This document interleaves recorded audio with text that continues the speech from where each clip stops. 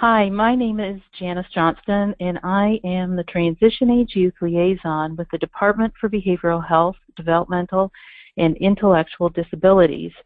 We are very excited to be collaborating with Dr. Marcia Langer-Ellison and her team at the University of Massachusetts. We will also be collaborating with TAYLRD, as the central focus of the TAYLRD initiative is to improve access to high-quality, culturally and developmentally appropriate supports and services to young people across Kentucky. One of the most significant barriers for young people is employment. Meaningful competitive employment opportunities can assist these young people find renewed purpose and increase their opportunities to achieve a successful and self-sufficient life. We will be working with Dr. Ellison and her team over the next year and a half to enhance a specific model of supported employment so that it will be more user-friendly for young people. This model is called the Individual Placement and Support Model of Supported Employment, and IPS is the acronym. IPS is an evidence-based supported employment model that is being used in community mental health centers and a variety of other supported employment programs. This model is very effective with folks who experience behavioral health issues, and we are excited that we will have the opportunity to continue to enhance this model. Utilizing both the existing statewide network of IPS programs and the interagency collaboration of various community partners, as well as individuals with lived experiences, our department is committed to increasing access to supported employment and education services for young people and increasing educational opportunities for providers and employers. This webinar today is our introduction to the technical assistance we'll be receiving from Marcia and her team over the next year and a half. After this webinar, over the next month, Marcia's team will be conducting a needs assessment survey regarding supported employment services in our state with a variety of providers, family members, and young people in Kentucky to help start the discussion on the best enhancement possible for our state around IPS and young people.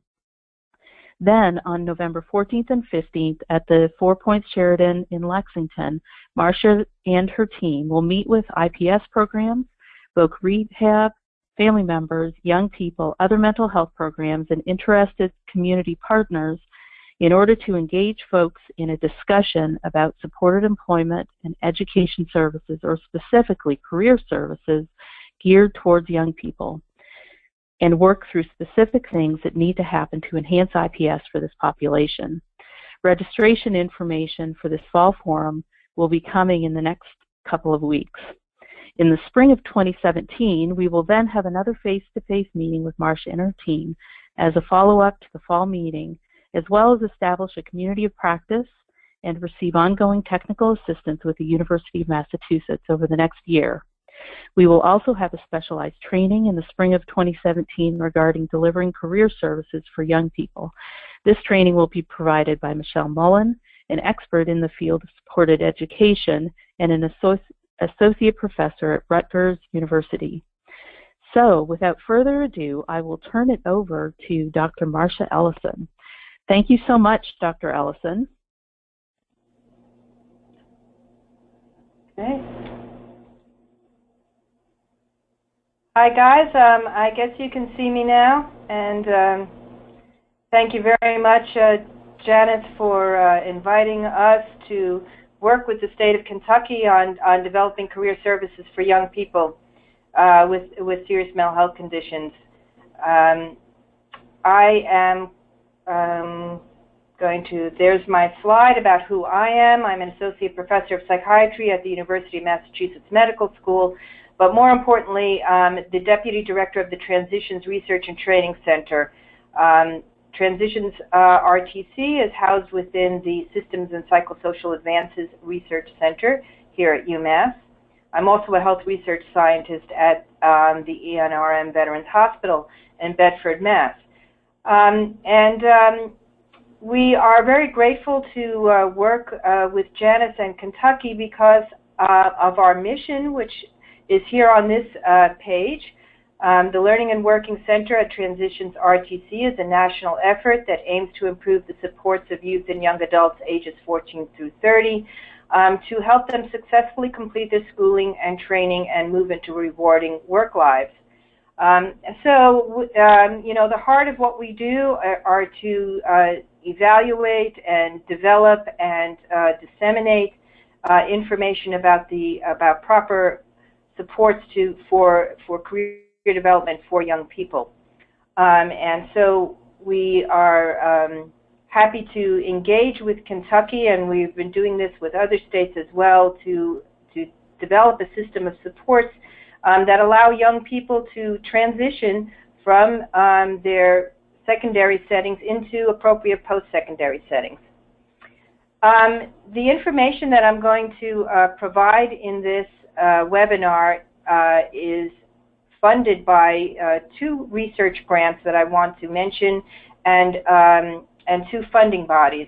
So one is the National Institute on Disability and Independent Living and Rehabilitation Research, and also the Center for Mental Health Services at the Substance Abuse and Mental Health Services Administration, also called NIDLR and SAMHSA. Both those agencies fund the Transitions RTC and the Learning and Working Center. And there's information that I'll be providing at the end of this webinar that is funded through the Helping Youth on the Path to Employment study, which is also funded by NIDLR. And then I want to also mention that the principal investigator for the HYPE project, Helping Youth on the Path to Employment, is the co-author on this presentation, and that is Michelle Mullen, who you will all have a chance to meet along with me at our November forum with you, and we both very much look forward to that. Okay, so with those preliminaries aside, I'm going to step into the heart of this webinar. Our objectives are to explain why IPS needs to be adapted for young adults, to describe the differences between young and what I'm calling not so young adults. We've struggled a little bit with how to call not young adults, and we've choosing not to say mature adults or just plain old adults, but we are talking about young adults being between the ages of 18 and 30.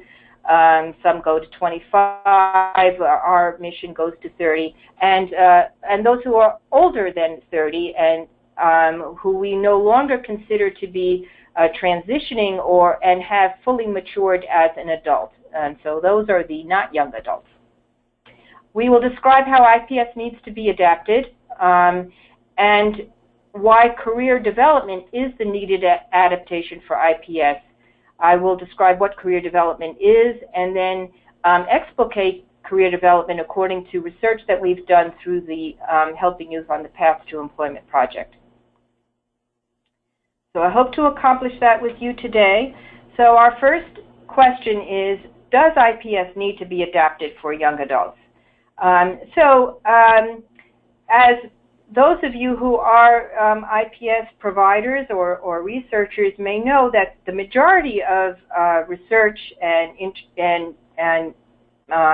use of IPS has been with middle-aged adults. 40 to 50 is the average age of recipients of IPS, and so it's been a question: does an evidence-based program such as IPS, do you need to do anything in order to serve young people? Why can't you just take it and serve young people?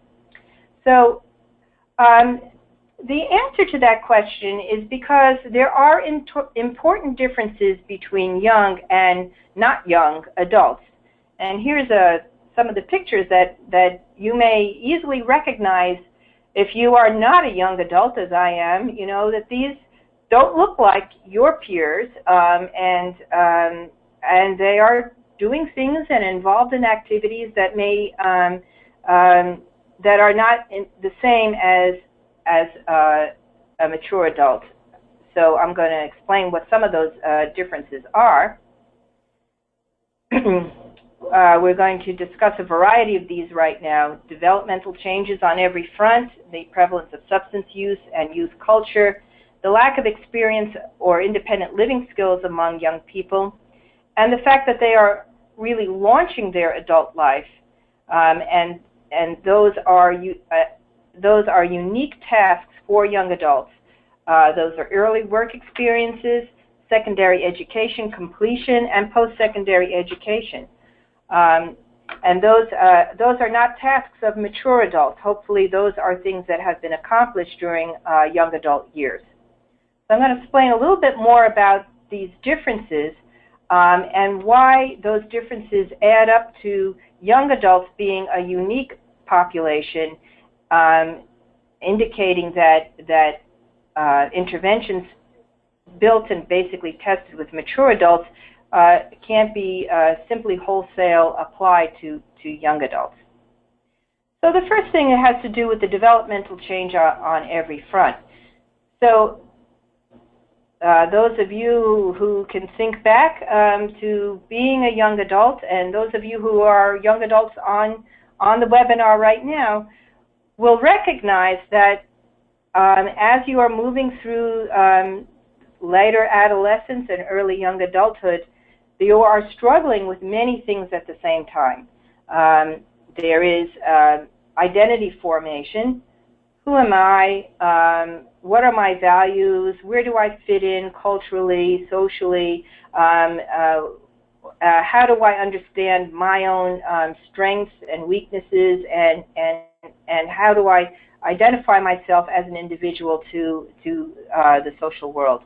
There's moral development. What are the rights and wrongs? What are the values that I adhere to? Social development. Young adults, as you well know, will be moving from working in a world essentially populated by peers, same age peers and family of origin members, and they're moving into over time into developing their own spouses and significant partnerships and beginning their own family relations. There is tremendous cognitive development among young adults, and you can study brain science to see how brain changes occur and go on all through the latter adult and young adult years, and will continue for many from ages 25 up through 30. So some of those cognitive changes are especially true for executive functioning skills. So those of you who have raised young adults will know that organizational skills, planning skills, being able to understand what you do today has an impact on what happens later, that you need to think ahead of what you need to accomplish later on. All of those kinds of executive functioning skills are maturing during the young adult years. So it is really unreasonable to expect young adults to have the same capacity to know that they have appointments over the next 3 weeks, and that they need to plan ahead for what is their transportation, or can they take the time off, or to frankly remember that they have an appointment on this Thursday. So those cognitive skills are being developed, and if you are delivering services to young people, again, as I said, it's unreasonable to expect them to behave as a mature adult would behave, understanding all of these organizational and planning needs. I mean, actually, the brain is still developing in those ways. There is, of course, sexual developmental change as people are consolidating their sexual identity and their sexual orientation, and young adults will be in the throes of figuring that out, and any service provider who is working with young people will know that all of these things are going on at the same time. Hence, during this time of life, and this is not specific to young adults with mental health conditions, these are all young adults, it's a turbulent period. And people will be developing change and experimenting in one area and then another area, and consequently, service providers need to be very flexible and able to adapt to where the young person is as they go through these developmental changes. Most important for us who are trying to build successful lives for young people as learners and as workers, we know that these developmental changes underlie the ability to obtain mature social roles. So you need to have gone through and have developed these changes in order to complete your schooling and training. We are looking to young adults through these early years to, at the end, be able to contribute to or become a head of the household, to obtain or maintain rewarding work, become financially self-supporting, develop a social network or a family network, and be a good citizen. And all of these changes that are occurring need to mature and then and actualize into being able to obtain these mature social roles. So these are the goals for most of us providers and for the young people that we serve. And so we hope that we are understanding that there are these complex changes going on in their lives as they move towards these mature social roles. So besides all of that developmental turbulence, another big factor that is distinct for young people is the prevalence of substance use and disorders and drug use that are much more common among younger adults. Again, if you work with young adults, this is no surprise, but here we have straight out prevalence estimates. So you can see by the green arrow there, and that's the very tall column. These are 18 to 25-year-olds, and they had the highest percentage of illicit drug dependence or abuse among all persons ages 12 and older. This is data from all young adults. It's not specific to those with serious mental health conditions, but this pattern of increased substance use and drug use among young adults is the same for people with serious mental health conditions, and in fact even more so. And just kind of looking across the bars, you get a pretty good picture of how substance use changes as people get older.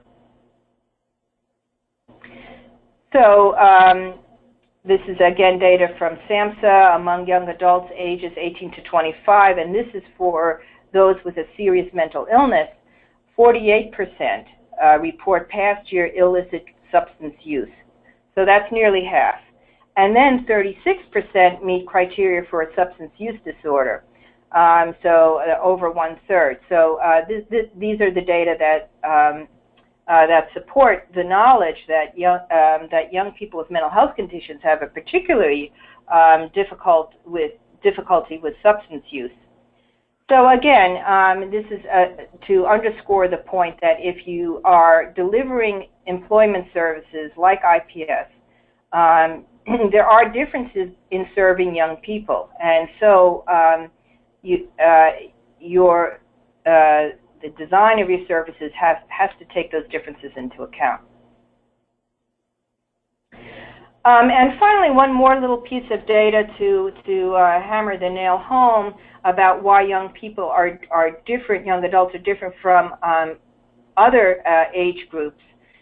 This is a chart that shows the rapidity by which people drop out of mental health, outpatient mental health services. So you can see this is on the bottom is the length of stay in days. This is how long people actually stay in outpatient treatment, outpatient mental health treatment, and these are survival rates on the left. And the steepest decline is is this red line here. As you can see, of all these various age groups represented here, adults being in the yellow and the golden are children. Children tend to stay in outpatient mental health the longest. They don't drop out as steeply as the other age groups, and we can understand why. These are parents who are bringing their children into outpatient services. Young adolescents are next to them, but there is a very different decline for transition age youth in the red line, ages 16 to 30. So again, if you are an employment provider and you are hoping and expecting that mental health services are going to contribute to your young person being able to do well, you can anticipate that they are not sticking with their outpatient mental health treatment. Okay, so my next point about young people is youth culture. And here's a couple of pictures here from different generations of youth culture. You might figure out which of these pictures you belong to. I'm not going to say which one I belong to, but as you can see, youth culture changes over time. It's not the same. So whether you're protesting Vietnam in the upper left or you're Twittering on your account in the lower right, youth culture changes. And so it's not all the same. And in order to respond to youth that you're serving, you need to understand the culture that they're in. And that means the language, the mores, the concerns, what they're engaged in, and it is, in fact, a cultural sensitivity to young people. And the same sort of multicultural awareness that you might need for different populations also applies for youth and young adults. They are a separate population, and they do have their own culture. This is a chart that describes some of the functional differences for young adults in school and in work. So, and again, we're comparing this to mature adults. In terms of schooling, young adults, it's typical to be in school or to have the mix of school and work. They're more likely to actually be on a school campus. And research shows that they are less likely to assert or identify a need for accommodation. In terms of employment, it is atypical to have short-term and low-wage jobs. It's atypical to be working towards establishing a career. You're not already in your career.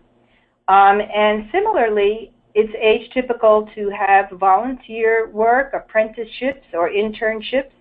All of those settings are normative and appropriate to the age. And as I mentioned before, the brain is changing, so the cognitive elements for young adults are crystallizing at this time.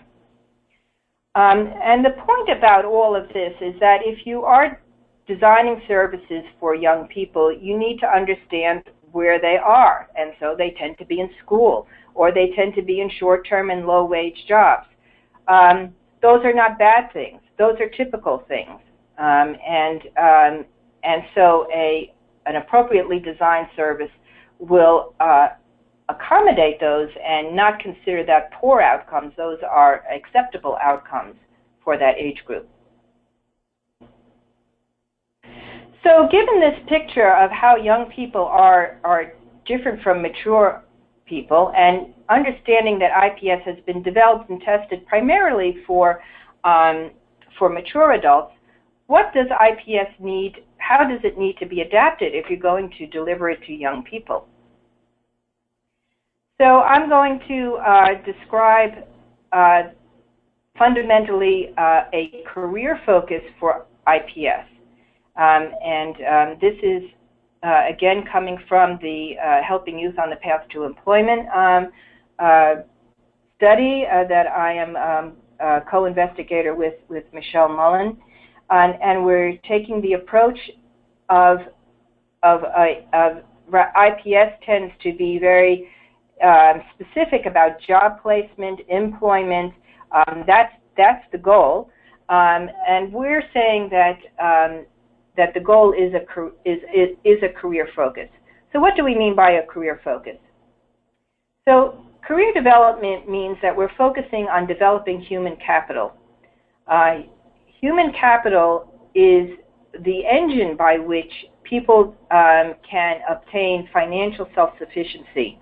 And it refers to an individual's unique set of personal abilities and skills that they can use to bring to the marketplace, to the labor marketplace.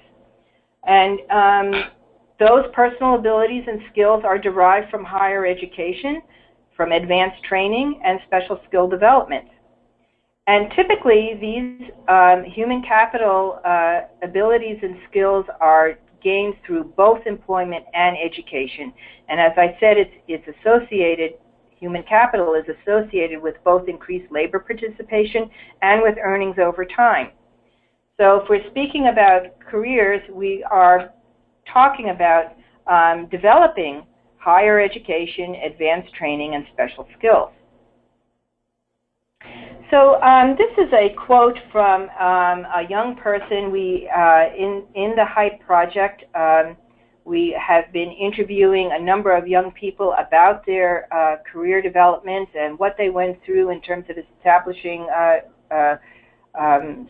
post-secondary education and employment. And here's a quote talking about vocational rehabilitation services. Like they're just about get a job. Oh, congratulations, you're working at ShopRite. That's not a job. I mean, it is, but not really. It's not a self-sustaining job. You can't live off that. So these are young people who are telling us that they don't want, even though a ShopRite job might be fine as an initial job experience and totally appropriate, but it's not the long-term job that young people want or need. If our hope is financial being financially self-sustaining, they can't do that with an entry-level job like working in a supermarket. So other reasons why we concentrate on career development. So we realize that when adults, mature adults with psychiatric disabilities are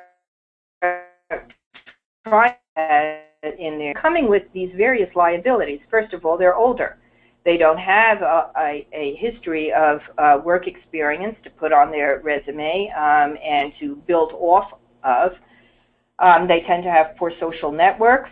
There is a pernicious lack of higher education and lack of consistent work history. These liabilities for mature adults result in jobs in what we call the secondary labor market. The secondary labor market are low-wage jobs. They have no career ladder, or they're dead-end jobs, and they have few benefits. But if we concentrate on career development, we can prevent this trajectory that we see for mature adults among the young adults that we're being asked to serve. So in terms of thinking about career development for young people, these are some of the things that underlie why employment and education is important for young adults. As we said, in part, we need skills and we need higher education to develop human capital. But also, education is developmentally relevant to young people.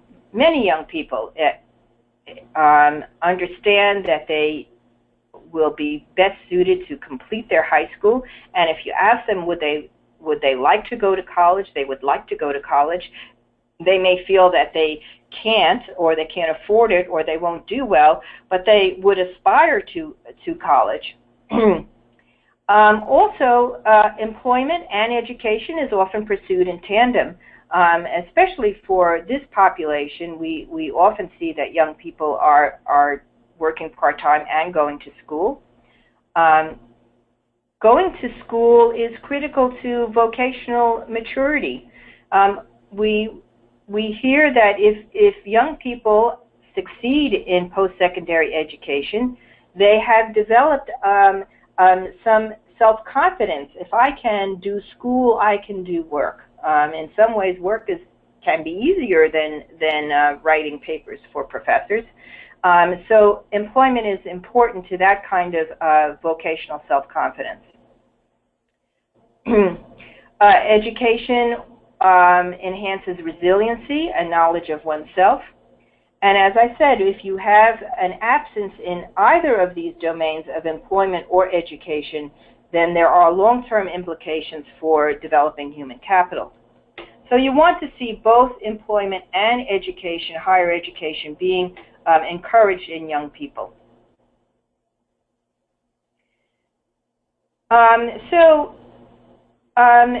There is no doubt that secondary completion, high school diploma, is the critical first step. But there are also very important advantages to being able to go past secondary education into some sort of higher education, whether that's associate's degree or simply certificates of training.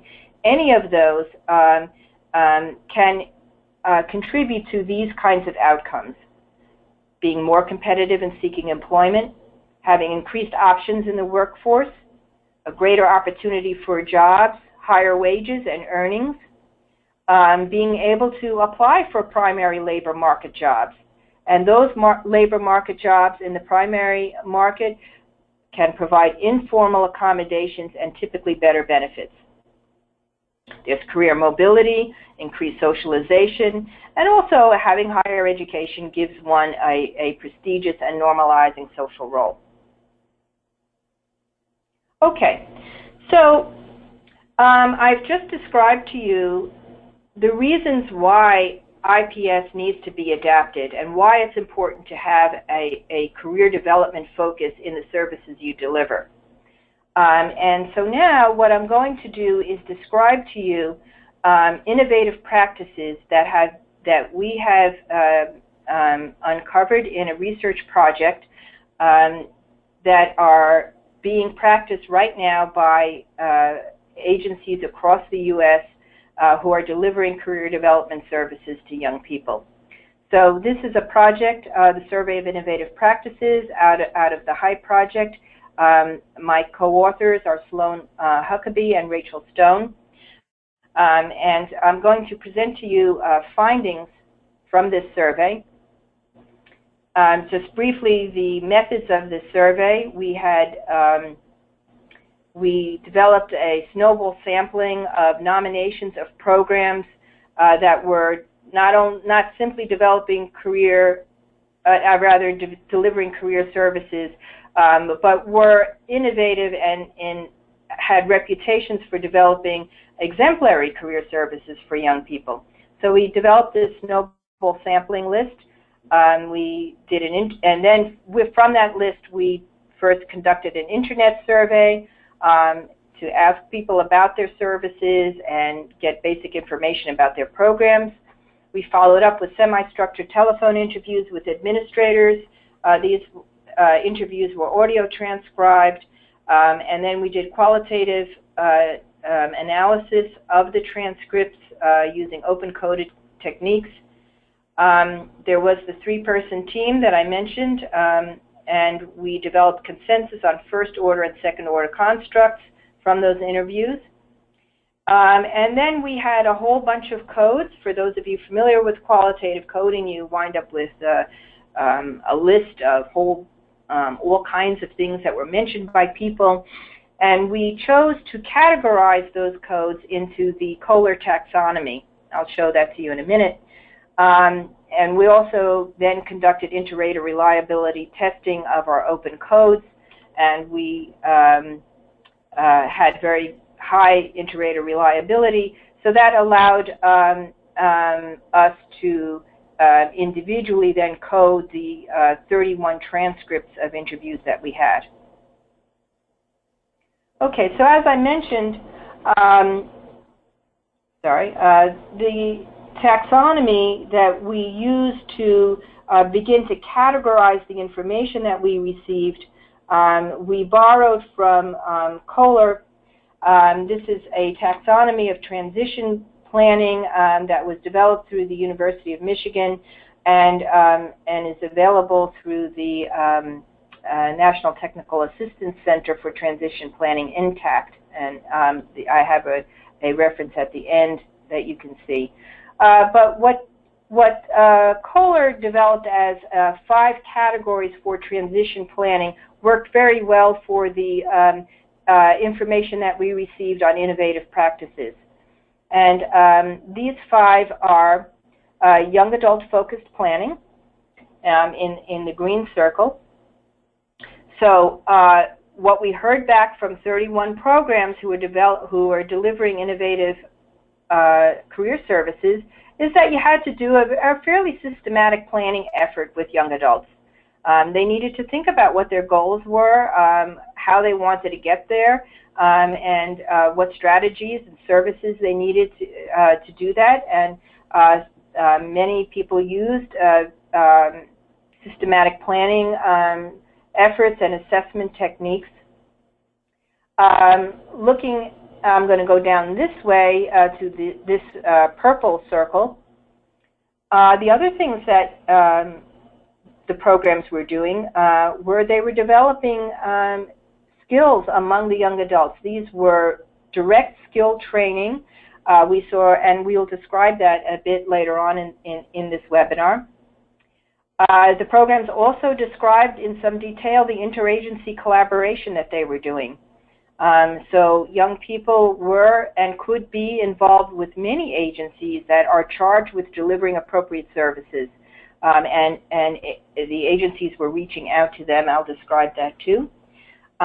We also categorized our findings by the program structure, what kind of structure these programs were using. And finally, virtually all programs talked about how they involved families in the services they were delivering.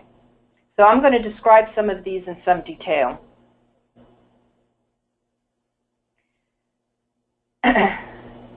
So in terms of planning, and you're working with young adults and you're trying to do planning with them, these are the kinds of planning activities that people did.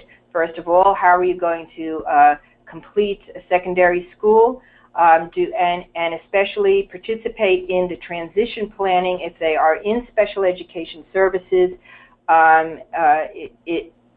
Providers ought to work closely with special educators so that there is a consistent effort across these different agencies with the same goal in mind.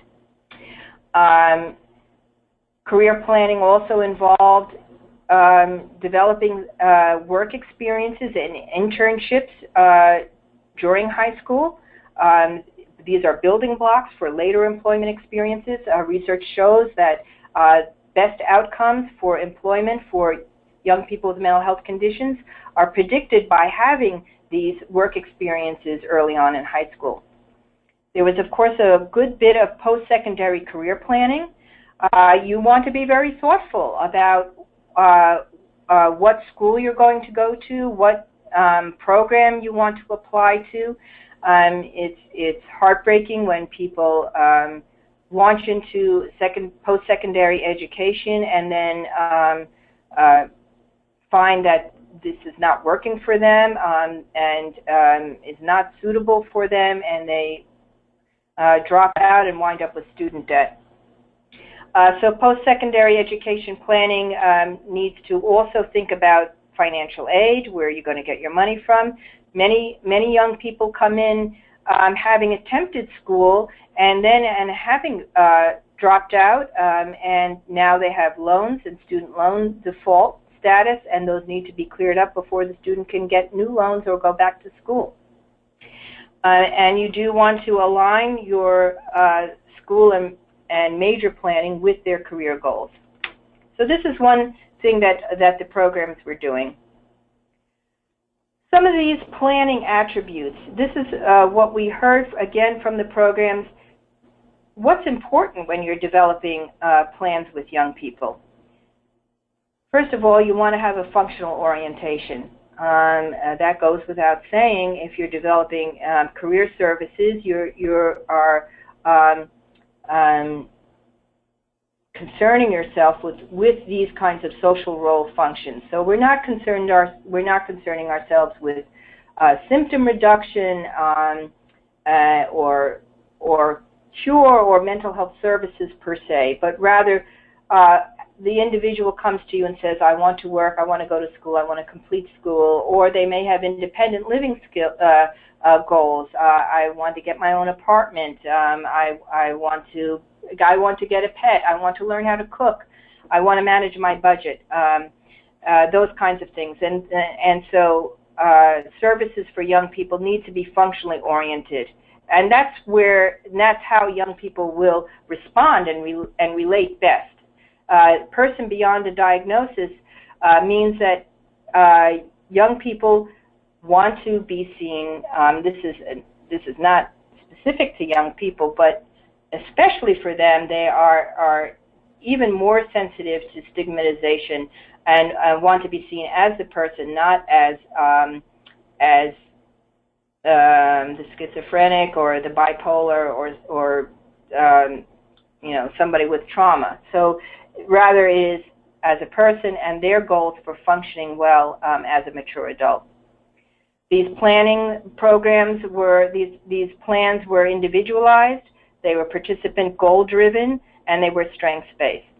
A lot of the programs told us that they used stages of change theory to help understand where the young person was in terms of thinking about employment, for example. Were they just contemplating? Were they ready to take action? Were they already in work and needed to sustain their employment? The programs also reported using motivational interviewing as a technique to move people through the stages of change. Goal setting was not dependent on assessment, so even though a lot of functional assessments were used, the actual goals were not tied at the hip with where the assessments were saying what the person kind of work that they are best suited for, but rather it was matching the jobs to the stated interests and strengths of the individual. So I spent a good bit of time in this webinar talking about developmental changes on all fronts, and we found that the agencies that we talked to were accommodating these developmental changes, and so these are some of the ways that they did that.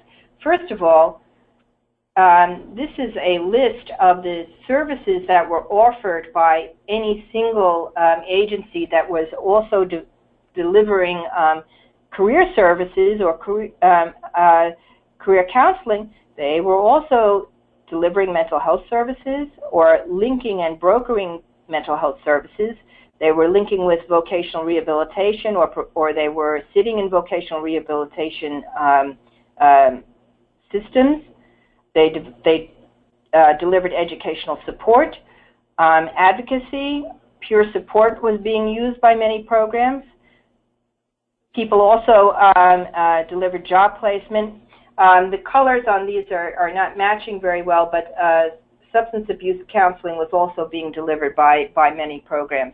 So you can see that this is a wide array of services that were being offered by, these are singular agencies that were offering all these different multiple services, and that's because of the turbulent the developmentally changing and turbulent period of life that young people are in. Length of participation, just as a FYI, majority of programs describe delivering their services from 1 to 3 years versus greater or lesser. A little bit more specificity about the type of support services that were being delivered. Substance use counseling, as I mentioned. Crisis planning was an important component for many services. Housing and residential services, motivational enhancement. People did have parts of their agencies that were able to provide therapy. Peer support, as I mentioned. And also, people were addressing the daily living needs of young people that they were serving. Transportation, childcare, laundry, as I mentioned, budgeting, cooking, and all these various independent living supports. Many programs describe that they did psychoeducation with their young people. They helped young people understand their diagnosis, how to manage their system and their symptoms, and what treatment options they had. And also a lot of programs delivered social services, services to promote youth groups, social networks, recreational activities, and interpersonal social skills. Again, it's describing the vast array of change and need that you will find among young people with mental health conditions. As I mentioned, there was a big component for young adult skill development. So what did we see here? There were life skills. Programs were delivering financial skills, specific executive functioning training, time management and calendaring, self-advocacy, and some training around disclosure, both at school and at work. So here's a quote from one of our participants, one of the young people who were interviewed. You went from high school to college. No one ever told you that there was something called an agenda and that you can put all your assignments in it and help you map out your time. So in these programs, young people were being trained to how to use an agenda, how to budget their time, how to manage their tasks and break them down into small pieces and plot them out over time so that they can accomplish their goals and assignments. There was also quite a bit of employment skills being delivered. No surprise, for employment agencies, they are training people how to interview, what are appropriate work behaviors, and they were also developing structured work experiences such as internships and supported employment. What about education? How were these agencies developing young people's skills in terms of education? There was financial aid planning, as I mentioned, dealing with loan defaults, and other educational skills, accessing available resources, doing campus mapping, understanding what's out there in my campus, where's tutoring, where's disability services, where's counseling services, where's residential services, where's emergency services, and helping the individual know where they are, when they are, how to access them. Young people were directly helped to apply for school and get financial aid. They were directly being helped with learning how to deal with the transition to college and the stress that brings. And very importantly, how to get educational accommodations. What does that involve? And how can you get them, and what can you get? How is your particular strengths and weaknesses, how does that translate into accommodations that might help you succeed in school? Study skills and time management. I also wanted to make reference to youth-oriented engagement and retention. As I mentioned before, youth drop out of outpatient mental health services. It's not just mental health services. Youth drop out of a lot of services, and service agencies are often wondering, how do I engage youth and how do I retain them? So these are some of the things that we heard from the agencies. Build trusting and genuine relationships. Importantly, have service flexibility for no-shows or gaps. So you have to tolerate missed appointments and not penalize young people for missed appointments. That's part of the executive functioning skills that are still developing. Be goal-focused. Do assertive outreach in the community, being gentle but proactive. A non-treatment environment, you're trying to make this as non-stigmatized as possible. And protect the non-patient role. And by that we mean, again, you are emphasizing their valued social roles and not their patient roles. with them. Stay connected to youth culture. Understand how to communicate with young people. You need to learn how to text, use text. Your agency should permit texting, and also the use of social media. Other important engagement strategies, meeting them where they're at, literally providing services in the community, in the mall, in the home, and also figuratively responding to their felt needs and goals at the time. So age-tailored programming means you're providing continuous, time-unlimited support, rapid response to goals and needs. Young people want to get it fast, quick. If they see that you're going to take a long time to respond to them, they will already be out of there. As I mentioned, in terms of communication, you need to know how to text and use social media and be flexible.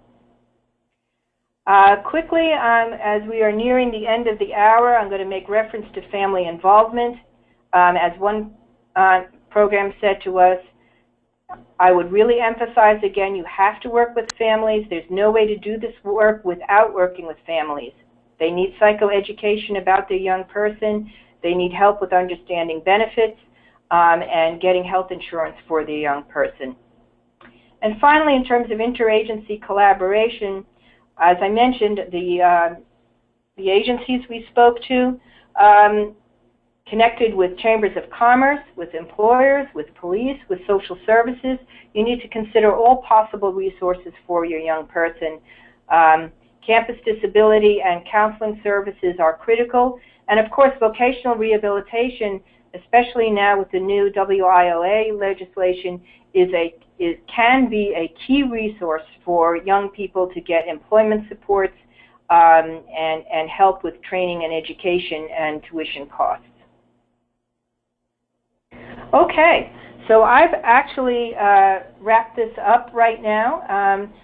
These are the references, and you will be able to get the slides by contacting Deidre Logan.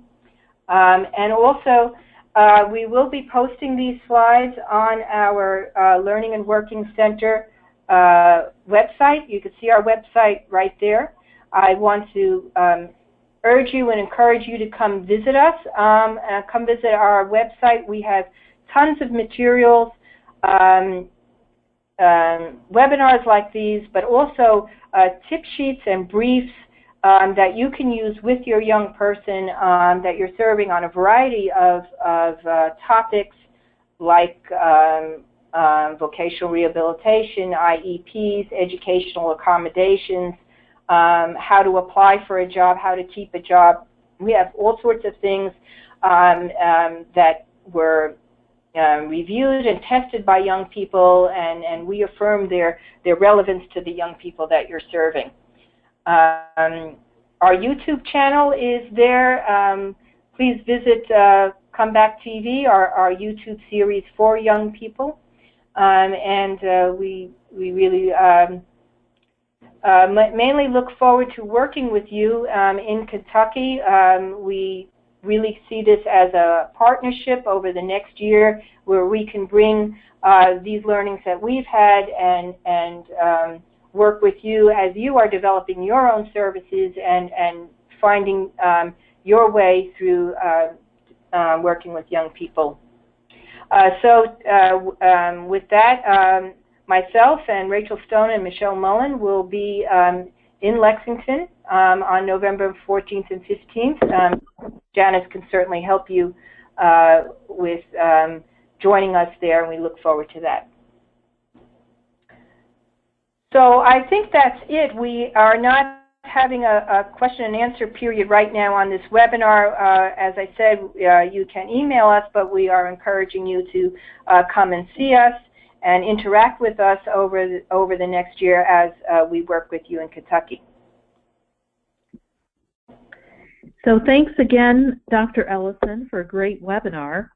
I look forward to working with you and your team over the next year and a half, and probably many of you all on this webinar as well. So just a reminder, if you have questions for Dr. Ellison, feel free to email her. And if you would actually like to be part of our planning team for the upcoming Fall Forum in November, please email me at janice.johnston@ky.gov. So thanks a lot, everyone, for participating in this webinar today. Have a great rest of your week. Thank you all.